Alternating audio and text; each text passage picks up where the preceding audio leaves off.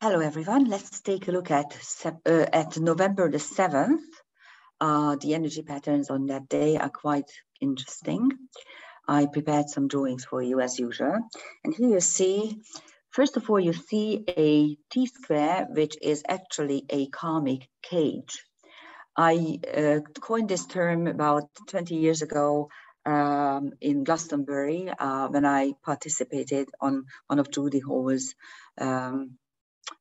retreat, let's put it this way. It was a series of very successful karmic astrological retreats at Abbey House. It's a brilliant location and we loved it very much. And I looked at one of these T-squares and I suddenly realized that this really works like a karmic cage, because the South Node denotes our karmic experiences, our survival kit with which we come into this incarnation, and we use it completely instinctually whenever we are cornered or threatened.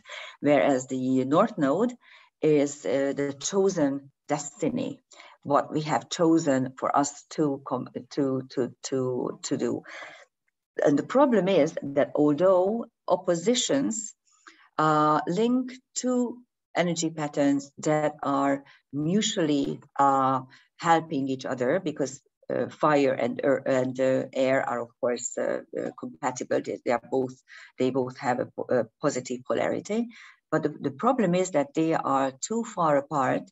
If you look at the wheel of the year, they usually they always are opposite each other, so they describe different seasons, mutually exclusive seasons. Gemini is in the spring when everything is starting to bloom, whereas Sagittarius is the last month of the autumn and everything is dead. So that's why it's very hard to reconcile the two. And whenever you have a third celestial object squaring these points, you have a karmic cage, because squares describe daily issues, daily strife, daily problems. They are high impact energies, and you need to deal with them because they are very disruptive. And whenever you have a karmic cage in your natal chart, you usually manage to start your destiny much earlier than average, because the average person is not starting it, not even dealing with it until kind of midlife. But some of us start doing it maybe in the third, quarter, trimester of our life, after the second Saturn return usually. And some of us even don't do it then, but wait until the last couple of years, couple of months, or even couple of moments. I've seen that as well. Here you have trans-Pluto at the bending, at the so that's what creates the karmic cage. And at the same time, you have a harmony triangle, also kind of dissolving the tension of the T-square of the karmic cage. And the base of the harmony triangle is the Venus trans-Pluto trine. Now, that is very interesting because Venus, Aphrodite, and trans-Pluto, Persephone, are enemies, according to the Greek myths. Demeter, Persephone's mother, once tells Aphrodite that one day my daughter will take you over, and she will become instead of you in the position where you are now. And this is exactly what happened in the karmic astrology, because in Libra, traditional astrology still uses Venus, although if you come to think of it, the steamy love affairs of Aphrodite and her love for money and sex are really, I don't know what they are doing in Libra, which is a very cool and aloof energy pattern, where there are two things Libras are not interested in: sex and money. Anyhow, but trans-Pluto, which embodies Persephone's energy, is brilliantly good for Libra. And at the same time, here you have a trine at the apex of which, so the harmony triangle is apex is Mercury in Scorpio, giving insight and deep knowledge and thinking. And then you have what I call angel wing here, but this angel wing is really part of a boomerang, which is the most karmic aspect in transcendental karmic astrology.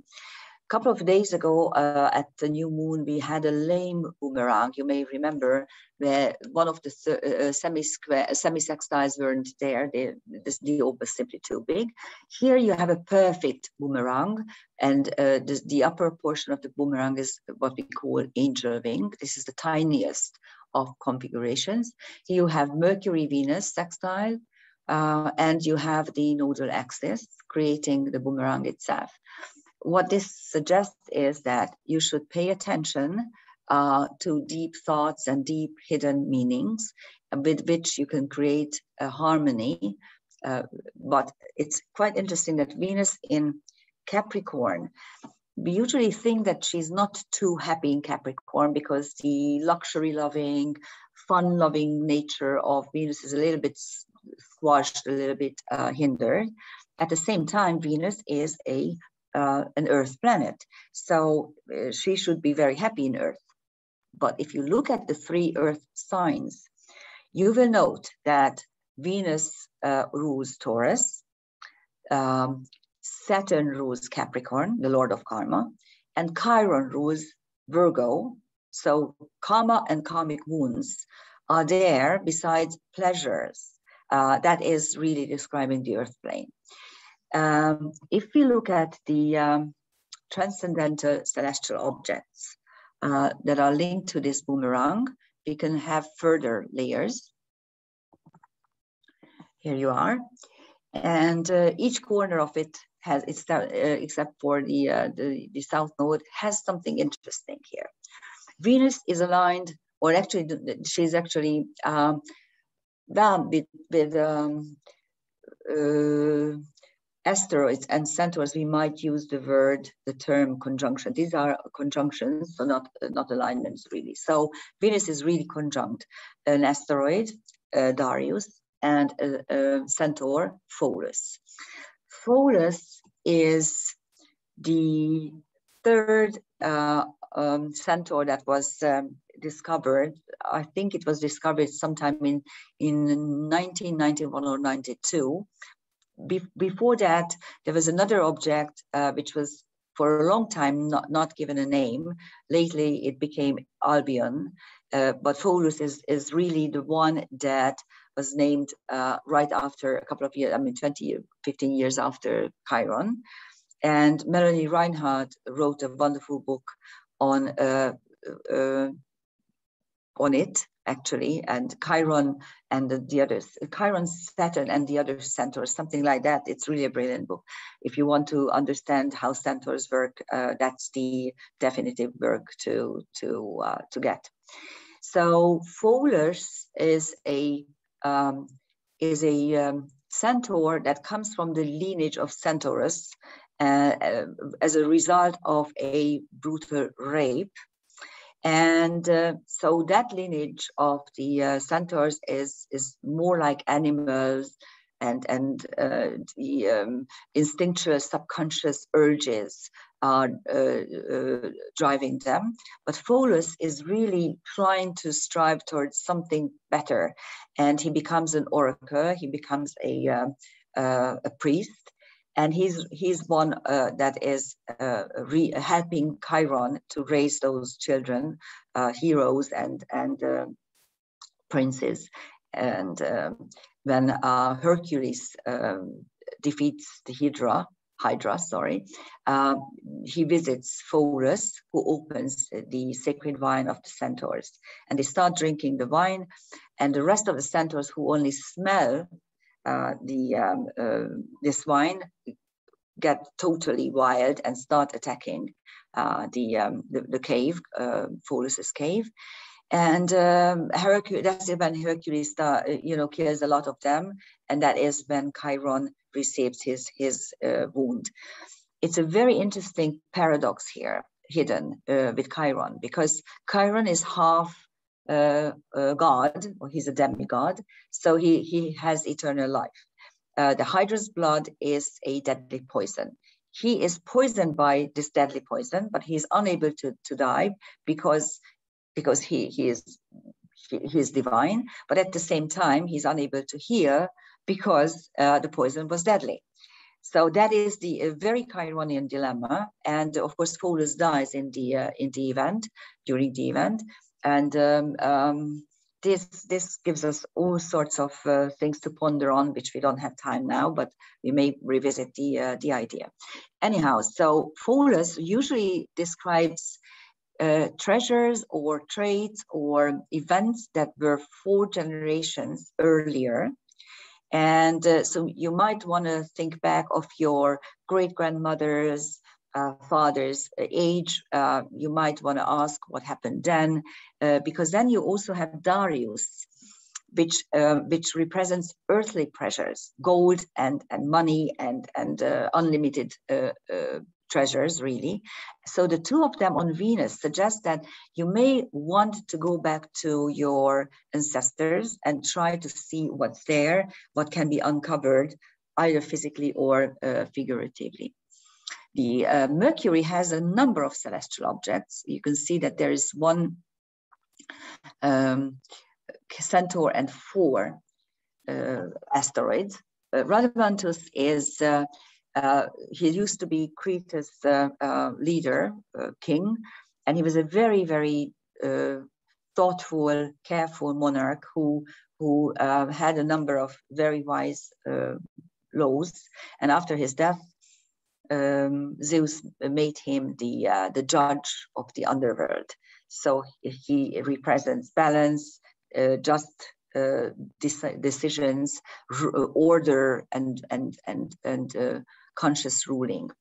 Whereas out of the 4 asteroids here, what is really fascinating is that 3 of them are linked to Atlantis. Atlantis itself, Titania, Pythagoras, who was a mathematician, but he also had created a Pythagorean numerology, which was practically Atlantean numerology. So you have here 3 celestial objects that are linked to Atlantis and Atlantean knowledge. On Mercury, which is conscious learning and conscious understanding.